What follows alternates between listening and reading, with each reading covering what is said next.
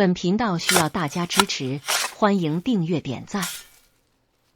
一个人在社会中混，不可能真正做到独来独往。即便你是一个实力雄厚的个体，如果不与他人打交道，也难以取得什么成就。一个人的事业要想蓬勃发展，通常需要众人拾柴火焰高，众人划桨开大船，人多才会力量大，汇聚智慧才能解决难题，齐心协力才能攻坚克难。在《鬼谷子》中写道：欲闻其声反默，欲张反敛，欲高反下，欲取反予。这是告诉我们，人生是一个有舍有得的过程。如果一个人只懂得索取，却不愿意付出，别人就会逐渐疏远你。真正有智慧的人，在与他人交往时，通常懂得以下几个方法。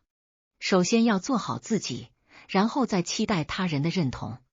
一、欲闻其声反默，即想要听清别人说什么，自己就要沉默不语。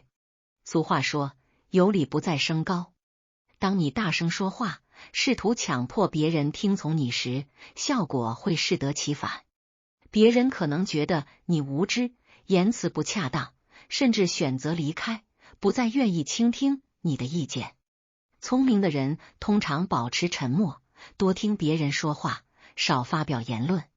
举例来说，我的同学阿强在同学聚会时夸夸其谈，吹嘘自己在东莞开了一家大公司，年收入上百万。然而，这种过于张扬的表现并没有获得同学们的认同，反而让大家感到局促不安。在与人交往中，沉默和聆听的能力往往比过分的表达更有力。二、欲张反敛，即想要别人对你敞开心扉，自己就要收敛言行。君子做事坦坦荡荡，小人做事遮遮掩掩。如果你是君子，与人交往时希望能够敞开心扉，坦诚相待，成为真正的朋友。在合作中，互相了解，共同解决问题，团结一致，才能达成共同目标。要想得到别人的真诚和敞开心扉，就需要自己先收敛一些言行。在与他人交谈时，不要强求说服对方，而是提出自己的看法，让对方有参考的余地。在合作中，分享一些好处，与人同行时，注重观察而非指责。言行要稳健，避免过分夸张，让人感到舒适。三、欲高反下，即想要赢得别人的尊重，自己就要做人谦卑。古人云：水低为海，人低为王。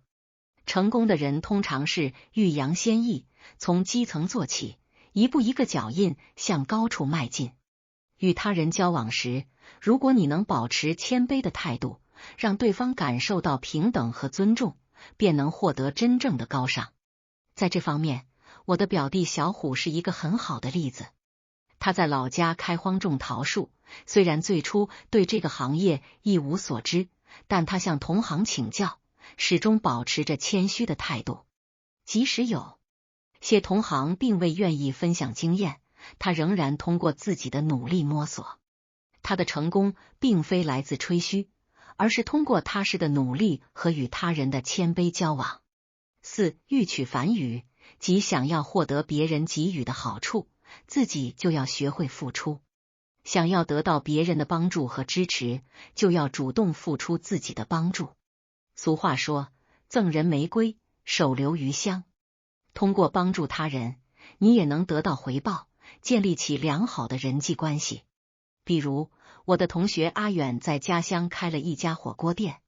最初，他对这个行业一无所知，但他愿意向他人请教。虽然有些人未必会分享经验，阿远并没有因此而气馁。他通过自己的摸索和与他人的交流，取得了成功。在他蓬勃发展的果园中，他还免费向附近村民传授种植经验。这种无私的奉献精神，最终也为他赢得了人们的尊重和支持。在人际交往中，理解并运用以上几个方法的人，通常是聪明而受欢迎的。在面对事情时，适时的妥协，做到海阔天空，能够退一步，宽广天地。